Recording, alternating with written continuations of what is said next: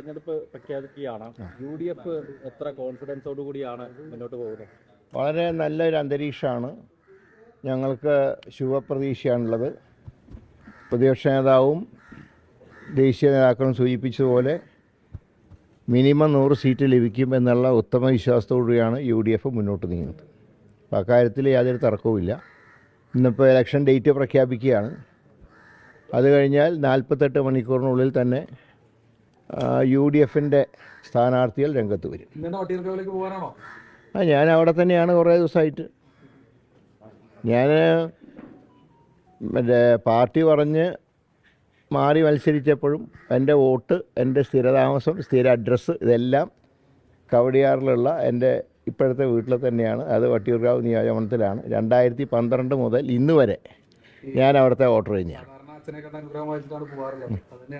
തീർച്ചയായിട്ടും മാതാപിതാക്കളുടെ ആത്മാവിൻ്റെ അനുഗ്രഹം ഉണ്ടാവണം.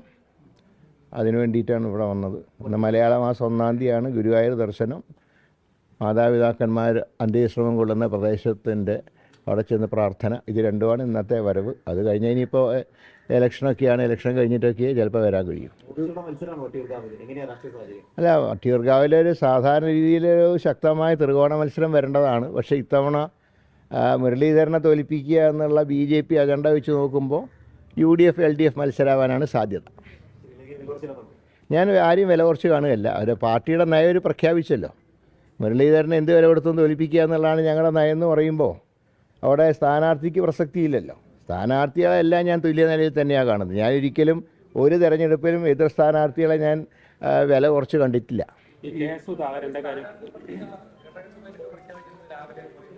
അതെ, അതിപ്പോൾ എന്താണെങ്കിലും 48 മണിക്കൂർ കഴിയുമ്പോൾ 140 നിയോജകമണ്ഡലത്തിലും സ്ഥാനാർത്ഥികളുണ്ടാവും UDFൻ്റെ. അങ്ങനെയല്ല, അതൊക്കെ ഓരോന്ന് ചർച്ച ചെയ്തിട്ട് വേണം തീരുമാനമെടുക്കാൻ. പല ഘടകങ്ങളും ചർച്ച ചെയ്യേണ്ടി വരും. അങ്ങനെ എല്ലാം ചർച്ച ചെയ്തിട്ട് തിരക്കിട്ട് പ്രഖ്യാപിക്കേണ്ട കാര്യമില്ലല്ലോ. ഇപ്പോൾ കഴിഞ്ഞ ലോക്സഭയിൽ എല്ലാവരും പ്രഖ്യാപിച്ചു കഴിഞ്ഞിട്ടാണല്ലോ ഞങ്ങൾ പ്രഖ്യാപിച്ചത്. പക്ഷേ UDF ആണല്ലോ കൂടുതൽ സീറ്റ് കിട്ടിയത്. സുധാകരന്റെ വിഷയത്തിൽ ഒരു തീരുമാനത്തിലേക്ക് ഇനിയും കോൺഗ്രസിന് എത്താൻ കഴിഞ്ഞിട്ടില്ല. അല്ല, കെ സുധാകരൻ്റെ കാര്യത്തിൽ തീരുമാനം എടുക്കേണ്ട ഹൈക്കമാൻഡാണ്. അവിടെ ഞങ്ങൾ അഭിപ്രായം പറയാൻ പാടില്ല. MP-മാരും മത്സരിക്കുന്നതിനോട് എന്താ? അതിനോട് ഞാൻ അന്ന് ഇന്നും യോജിപ്പില്ല. ഒരു സന്ദർഭത്തിൽ എനിക്ക് മത്സരിക്കേണ്ടി വന്നു. പക്ഷേ ആ മത്സരം, ആ തെരഞ്ഞെടുപ്പിൻ്റെ റിസൾട്ട് നോക്കിയാൽ നമുക്കൊരു കാര്യം കാണാം. ഞങ്ങൾ 3 പേരാണെന്ന് UDF ജയിച്ച് ലോക്സഭയിലേക്ക് എത്തിയത്. അതിൽ 2 സിറ്റിംഗ് സീറ്റുകൾ UDFന് നഷ്ടപ്പെട്ടു. വിജയിച്ച എറണാകുളത്ത് തന്നെ ഭൂരിപക്ഷം കുത്തനെ ഇടിഞ്ഞു. LDFൻ്റെ ഏക മെമ്പർ ജയിച്ച അരൂരിൽ UDF അത് അന്ന് പിടിച്ചെടുത്തു. അപ്പോൾ അങ്ങനെ ജനം പൊതുവിൽ ഇപ്പോൾ ഇത്തവണ തന്നെ 2 പേര് ലോക്സഭയിലേക്ക്, പക്ഷേ പാലക്കാടിൻ്റെ ഒരു പ്രത്യേക സാഹചര്യത്തിൽ നല്ല ഭൂരിപക്ഷം കിട്ടി. മറ്റ് സ്ഥലങ്ങളിലൊക്കെ ഭൂരിപക്ഷത്തിന് ഇടിവുണ്ടായിട്ടുണ്ട്.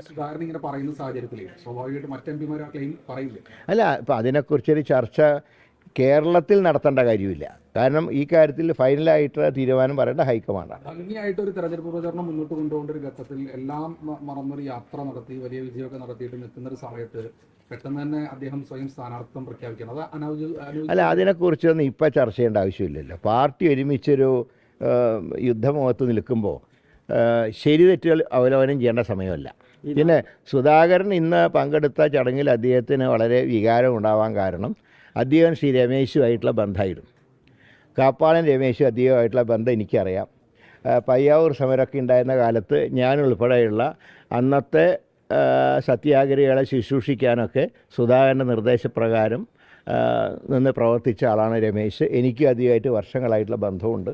സ്വാഭാവികമായിട്ടും സുധാകരൻ്റെ എല്ലാ കാര്യത്തിലും അദ്ദേഹത്തിനോടൊപ്പം നിന്നൊരു വ്യക്തിയുടെ അദ്ദേഹത്തിൻ്റെ കുടുംബത്തിന് ഒരു വീട് നിർമ്മിച്ച് നൽകുന്നൊരു ചടങ്ങിൽ സ്വാഭാവികമായിട്ടും വികാരം ഉണ്ടാവും. ജനങ്ങൾ ആഗ്രഹിക്കുന്നില്ല, തിരിച്ചറിയാത്ത ആളാണ് സുധാകരൻ. അല്ല, സുധാകരൻ ഇതൊക്കെ നന്നായിട്ട് അറിയുന്ന ആളാണ്. ഞാൻ പറഞ്ഞാൽ അദ്ദേഹത്തിൻ്റെ കാര്യത്തിൽ ഒരു തീരുമാനം ഹൈക്കമാൻഡ് എടുക്കട്ടെ. ഏതായാലും ഹൈക്കമാൻഡ് എന്ത് തീരുമാനം എടുത്താലും അത് അംഗീകരിക്കുന്ന ആളാണ് സുധാകരൻ. അദ്ദേഹം എന്നും പാർട്ടിയോടൊപ്പം നിന്നിട്ടുള്ള ആളാണ്. പാർട്ടിയുടെ എല്ലാ ക്രൈസിസിലും പാർട്ടിയോടൊപ്പം നിന്ന ആളാണ്. അതുകൊണ്ട് തന്നെ അദ്ദേഹത്തിൻ്റെ കാര്യത്തിൽ യെസ് എന്നോ നോ എന്നോ പറയാൻ ഞങ്ങൾക്ക് അവകാശമില്ല. അതെല്ലാം ഹൈക്കമാൻഡ് തീരുമാനിക്കും. ഇതോടൊപ്പം തന്നെ സുധാകരൻ്റെ വിഷയത്തിൽ ആള് അയാൾ UDF പിന്തുണയ്ക്കോ ഇല്ലയോ എന്നുള്ള ഒരു കൺഫ്യൂഷൻ നിൽക്കുകയാണ്. അത് പാർട്ടി തീരുമാനം എടുക്കേണ്ടതാണ്. ഇതുവരെയായിട്ട് പാർട്ടി അക്കാര്യത്തിൽ തീരുമാനം എടുത്തിട്ടില്ല. പക്ഷേ അദ്ദേഹം പറഞ്ഞതിൽ ഒരു വിയോജിപ്പ് ഞങ്ങൾക്കുണ്ട്.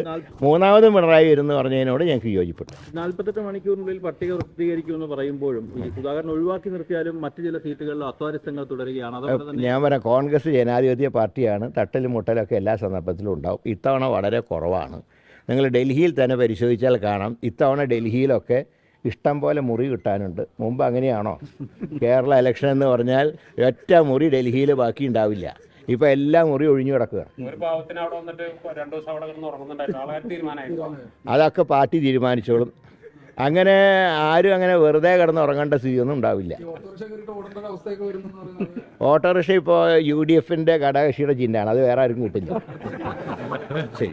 ലോകത്തെവിടെയായാലും ഏത് സമയത്തും 24 വാർത്തകളും ഓഗ്മെന്റഡ് റിയാലിറ്റി പാക്കേജുകളും എക്സ്പ്ലെയിനറുകളും വിശദമായി കാണാൻ ഞങ്ങളുടെ യൂട്യൂബ് ചാനൽ നിങ്ങൾക്ക് സബ്സ്ക്രൈബ് ചെയ്യാം.